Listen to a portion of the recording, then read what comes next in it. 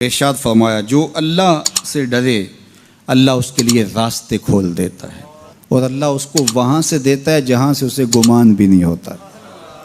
وَمَن يَتَوَكَّلْ عَلَى اللَّهِ فَهُوَ حَسْبُهُ، اور جو اللہ پر بھروسہ کرے اللہ اس کے لیے کافی ہو جاتا ہے، اس کی ضروریات کا وہ خود کفیل ہوتا ہے اور اس کے کام اس کے ذمہ کرم پہ ہوتے ہیں، کو ہو کے دیکھے اس کا۔ تو جو اللہ سے ڈرے اللہ اس کے لیے راستے بناتا ہے۔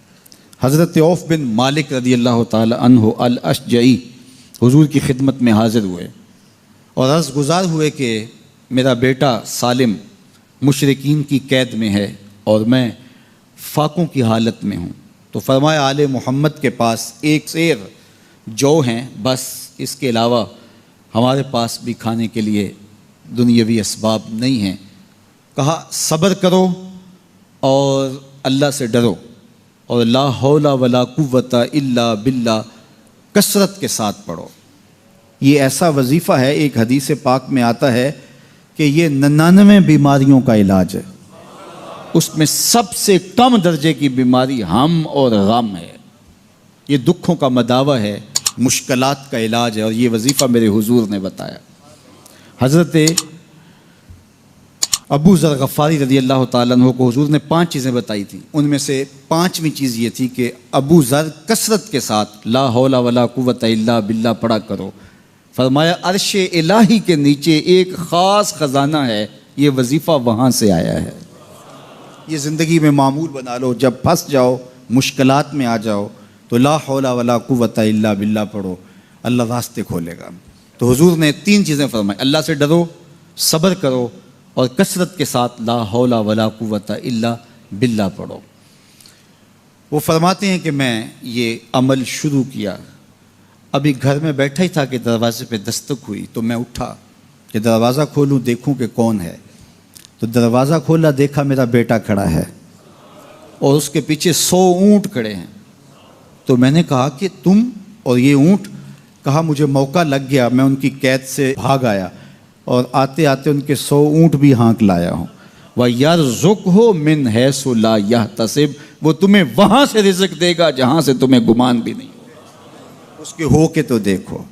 اللہ اکبر، اللہ کے ہو جاؤ تو پھر وہ تمہاری ضرورتوں کا کفیل ہو جائے گا۔ فرمایا حضرت عبداللہ ابن مسعود رضی اللہ تعالیٰ عنہ نے کہ کسی شخص کو فقر و فاقہ آ جائے تو وہ لوگوں کو بتائے کہ میں آج کل بڑے مشکل حالات میں ہوں، ہر وقت لوگوں کو بتاتا رہے تو اس کی مشکل بڑھے گی، اس کی مشکلیں آسان نہیں ہوں گی اس طرح۔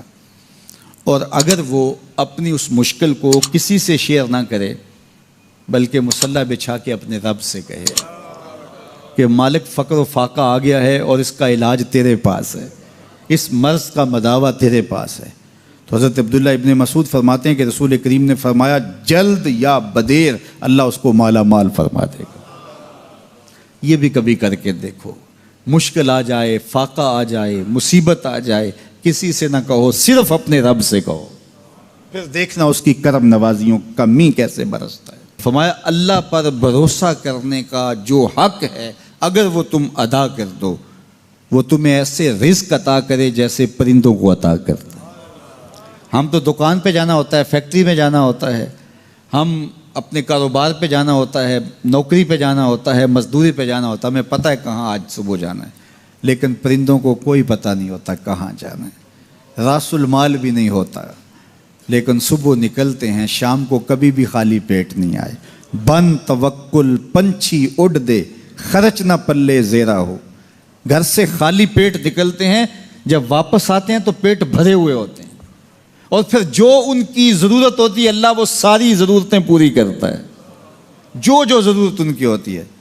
یہ شیر کتنا گوشت کھاتا ہے اللہ روز اسے دیتا ہے، یہ ہنس روزانہ سچے موتی کھاتے ہیں، اور آپ مارکیٹ میں لینے جائیں لاکھوں روپے لگا کے تولے ماشے کے حساب سے آپ خریدتے ہیں، پھر بھی آپ کو یقین نہیں ہوتا کہ یہ سچے ہیں یا 2 نمبر ہیں۔